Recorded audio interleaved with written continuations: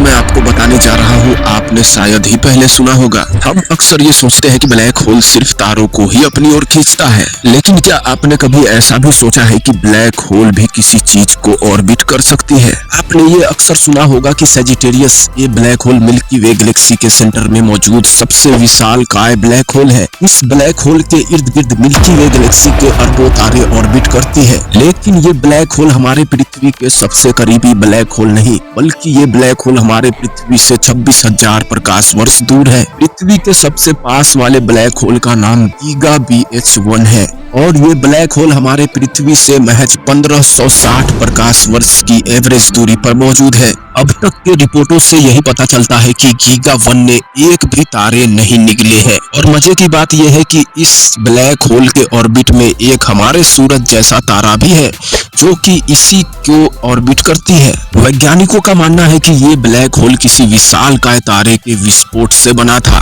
वैसे black hole अपने आसपास के हर चीजों पर बहुत ही खतरनाक गुरुत्वाकर्षण प्रभाव डालता है और ऐसी स्थिति में अगर कोई तारा उसके बहुत ही पास आ जाता है तो वो उसे अपने अंदर समा सकता है और ऐसी स्थिति में कोई तारा चाहे कितना ही विशाल क्यों न हो, वो गैस और धूल के रूप में तब्दील हो जाती है और उसी के अंदर गिरने लगता है। प्रक्रिया में बहुत ही तेज एक्सरे और ऊर्जा बाहर निकल सकती है, लेकिन गीगा 1 के केस में अब तक ऐसा होते हुए नहीं देखा गया है। इसीलिए ये कहना सही नहीं होगा कि गीगा 1 ने अब तक कितने तारे खाए हैं, जबकि दूसरे सक्रिय ब्लैक होल को कई तारे खाते हुए देखा गया है। वैज्ञानिक लगातार दूरबीन से इन पर नजर रखे हुए हैं और हर नई खोज हमें ब्लैक होल के रहस्यों को और सुलझाने का मौका देता है। वैज्ञानिकों के अनुसार गीगा BH1 जैसे ब्लैक होल ब्रह्मांड में अनगिनत हो सकते हैं और ऐसा भी हो सकता है कि वे तारे खाते हों। पृथ्वी के करीबी ब्लैक होल गीगा BH1